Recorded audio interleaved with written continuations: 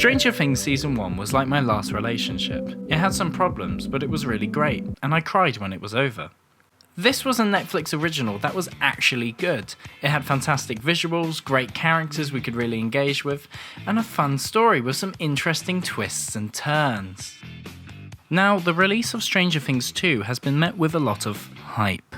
Stranger Things 2, not only is it bigger and scarier and way more action. Just everything about this season is better than the first season. So I'm excited for it. You excited? Yes. And there's Eggooos. Hey! People really love this show, with many critics claiming it to be a perfect continuation of the first season, and some people even saying it's better. But when you look at the bigger picture of Season 2, there are some observable issues that hold it back from being as great as it's made out to be. So in this video I'll be talking about the good, the bad, and the ugly. Oh no. This is what I love the most about Stranger Things. The characters are buttery and layered like a fine French pastry. Each character feels like a real human being, with understandable motivations, relatable flaws, and lovable quirks that makes each character unique and defined.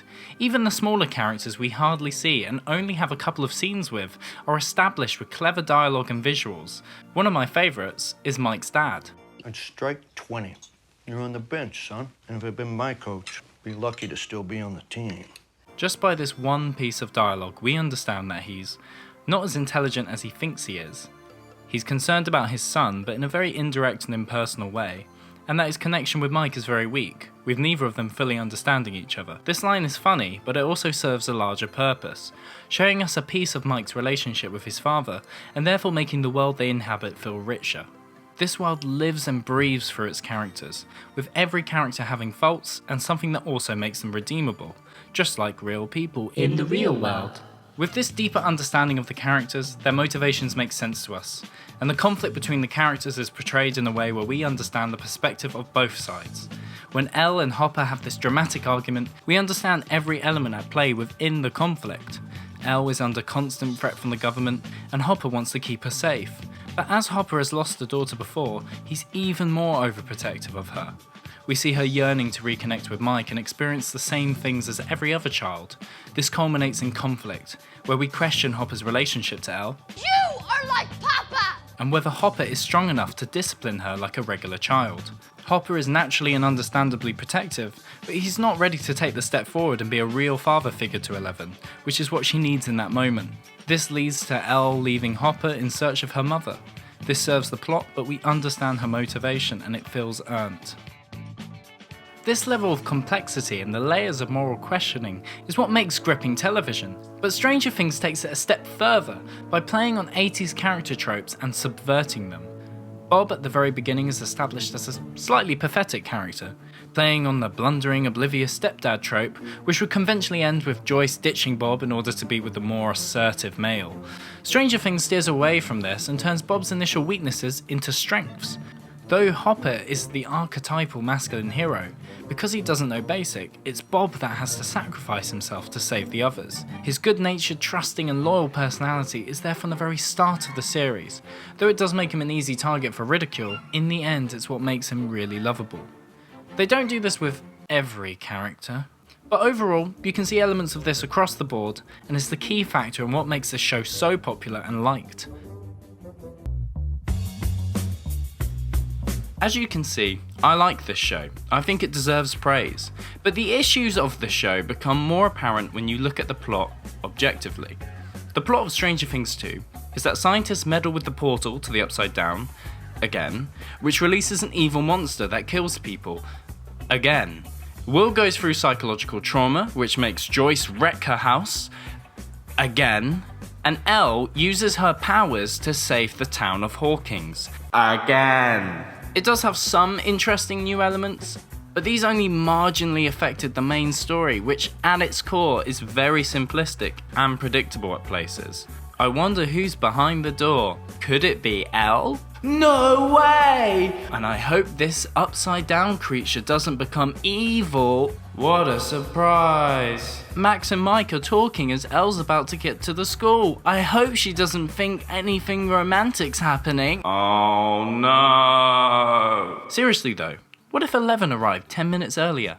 Or 10 minutes later? Or if she just ran away on a different day? The likelihood of her walking in on Mike at this particular moment, it's a bit coincidental.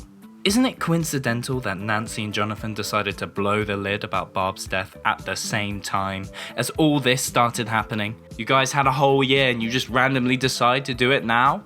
Isn't it coincidental that Dustin just so happened to find Dart at the same time as all this stuff with Will and the Upside Down started happening? It was implied that Dart was a slug from a year ago, but considering how many there are, it could have been a different one. Either way, what are the chances? Very slim, that's my point, the chances are slim. These subplots that seem to all spark at the same time don't really add much to the main plot. Elle learning about her mother, though interesting, doesn't help her close the gate or seem to change her character very much. Nancy and Jonathan, despite learning about themselves and changing as characters, their subplot with the journalist is irrelevant to the rest of the story. At the very end, we do see the lab being shut down, but after everything that happened, all these deaths, it seems unlikely that they would have kept going as normal anyway.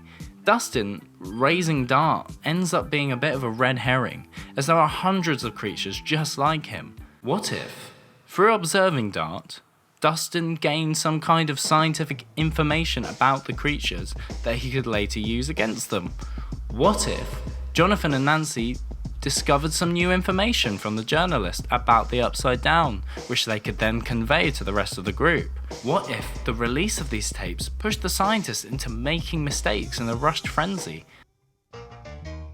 These various storylines feel very separate from each other, and it felt like a lot of the time we were waiting for characters to finally be reunited. Then of course when they are reunited, we have a few scenes of them together, and then they depart again to do their separate missions. Alright, let's get down. Let's get down, upside down, because in the first season, the Upside Down is a mysterious and intimidating place with a great ambience. But in the second season, there's nothing more to learn about it, and the mystery's gone.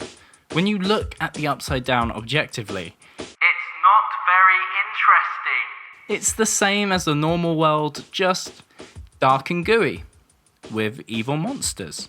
The world is deliberately kept vague, with the writers not wanting to define this alternative dimension. When the real world of Stranger Things is so well imagined and immersive, the Upside Down seems very basic and undeveloped. In the first season, the cliffhanger was really impactful, because it showed that there were consequences for spending time in the Upside Down, and it subverted the conventional 80s happy ending.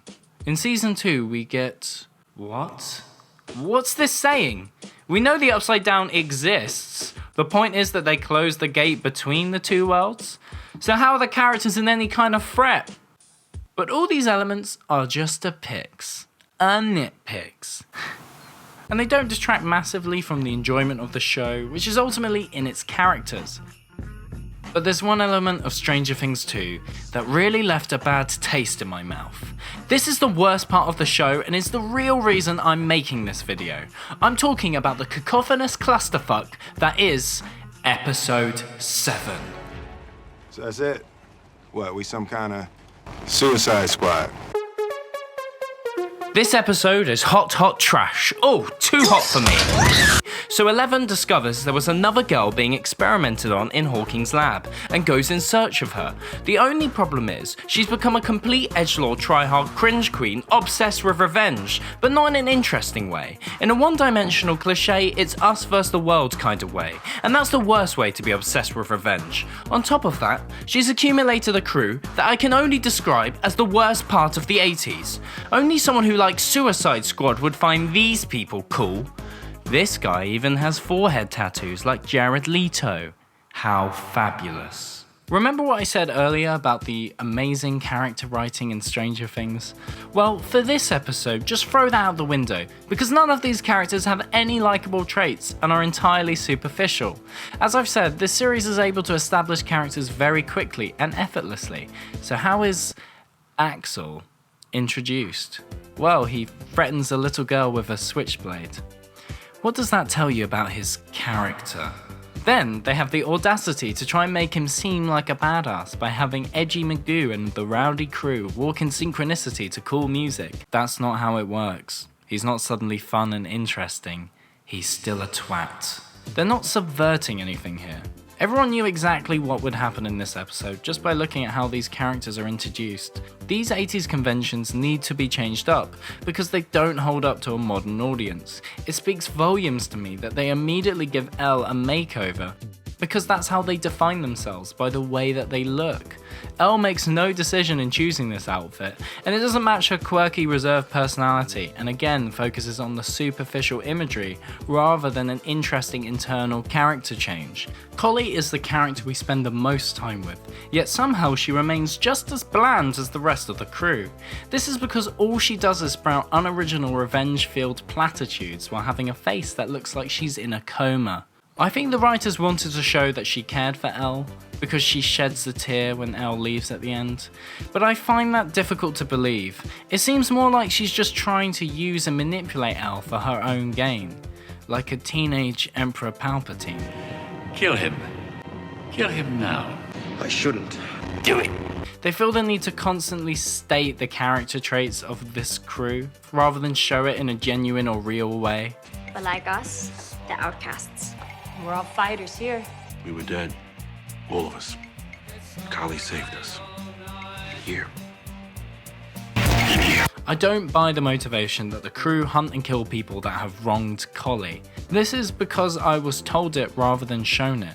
At no point do I understand the deep bond between Collie and the rest of the crew. It makes them even more unlikable that they would kill someone they don't know and also seem to relish in it. I find it frustrating that we were shown Elle bonding with them over a montage rather than using dialogue. I wanted to like these characters, I really did, but we aren't given anything to like them for. What if when Elle left we actually felt conflicted? What if we liked these characters so much that we wanted Elle to stay with them? The Duffer Brothers described this episode as like making a pilot for a different show. They wanted to test how audiences would react if they changed things up. But because it's just one rushed episode that doesn't correlate to anything else, everything feels forced and lazy. If they wanted to do something with this, I would have rather they just committed fully and have it run alongside the series over continuous episodes. This way, at least we would have been able to have more time with these characters, making them more developed and interesting, as well as offering a potentially fun contrast to the Upside Down. But we didn't get that. Instead, we got this. This episode is like a singular puzzle piece that is made specifically not to fit into the larger picture. When put into context, this episode is just a pointless sidestep for Elle to go on, as at the end she goes right back to where she started, and the main plot picks up exactly where it left off, only now we have Elle dressed up like a cringy, punky brat through the last episode, as a bitter reminder of what we just saw. This episode lowers the overall quality of Season 2, as I found it harder to be emotionally engaged and immersed in the plot after this episode. But regardless of this, when you take away this episode, it's still a great show. But what makes it great isn't the 80s aesthetic, or the music, or even the stellar performances. It's the emotional core that's at the heart of this show.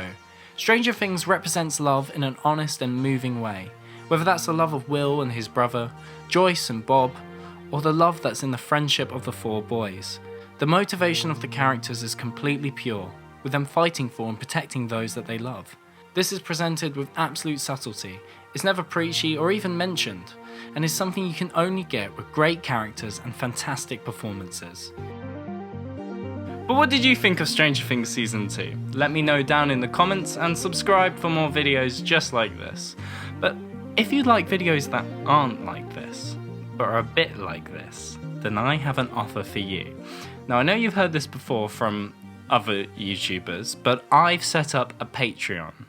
Now listen here, Sonny Jim, this is a good deal I'm putting on the table for you and your kids, so just click the link and peruse your eyeballs at my rewards. I dare say they're rather titillating. But don't donate if you don't want to, of course. I don't want to make you uncomfortable or anything. But you have to follow me on Twitter. That's free. I don't care if you're uncomfortable about that. Just follow me. Non-negotiable. Non-negotiable. I'm like the government. I am the NitPix Twitter government. Here to collect the taxes, and the taxes are Twitter follow.